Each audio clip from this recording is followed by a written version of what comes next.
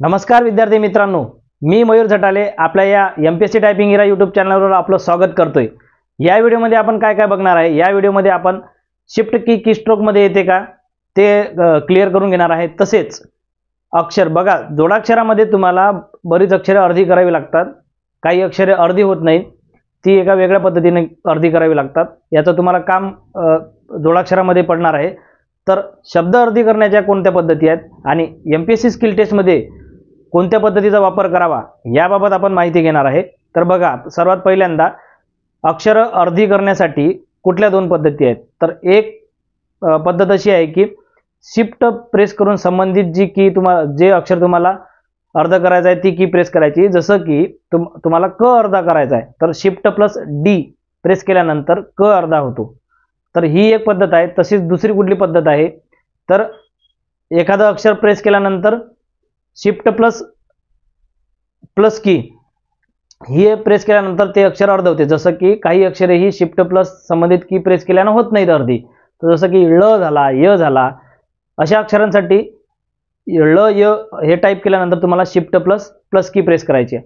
तर या दोन पद्धतीपैकी आयोगाला कोणती मान्य आहे, तर ह्या दोन्ही पद्धती योग्य आहेत। एमपीएससी स्किल टेस्ट मध्ये ह्या दोन्ही पद्धतीचा यूज केला तरी चालतो।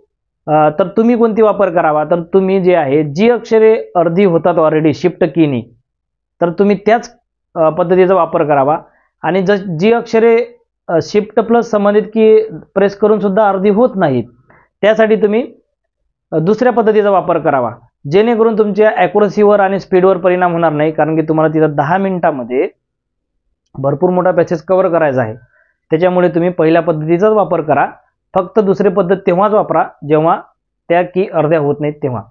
तर बघा, शिफ्ट ही कीस्ट्रोक मध्ये मोजल्या जाते का, तर बघा विद्यार्थी मित्रांनो, फक्त शिफ्ट जर प्रेस केलं तर ती कशी काय कीस्ट्रोक मध्ये मोजल्या जाईल।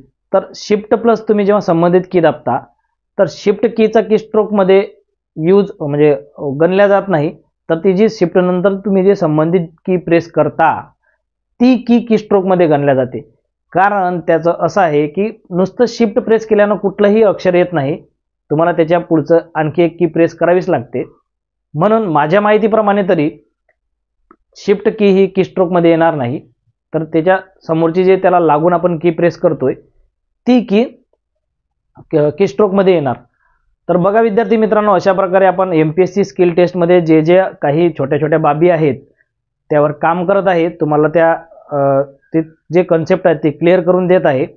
अशाच प्रकारे आपल्या या व्हिडिओ सिरीजमध्ये आणखी नवीन पॉईंट ॲड होत जातील। मागच्या व्हिडिओमध्ये आपण स्पीड आणि ॲक्युरसीवर बोललो आहे, असेच अजूनही आपण छोटे छोटे पॉईंट क्लिअर करत राहू। जर तुम्हाला काही अडचण असली, तुम्हाला काही टायपिंग स्किल टेस्ट संबंधित समस्या असली तर तुम्ही माझ्या टेलिग्राम आयडीच्या एमपीएससी टायपिंग इरा याच्या कमेंट बॉक्समध्ये तुमचा प्रश्न मांडू शकता। तसेच डिस्क्रिप्शनमध्ये माझा टेलिग्राम आयडी सुद्धा दिलेला आहे, तुम्ही त्याच्यानुसार माझ्याशी कनेक्ट राहू शकता। तर अशा प्रकारे विद्यार्थी मित्रांनो, भेटूया नवीन व्हिडिओमध्ये एका नवीन कन्सेप्ट सोबत। तोपर्यंत धन्यवाद।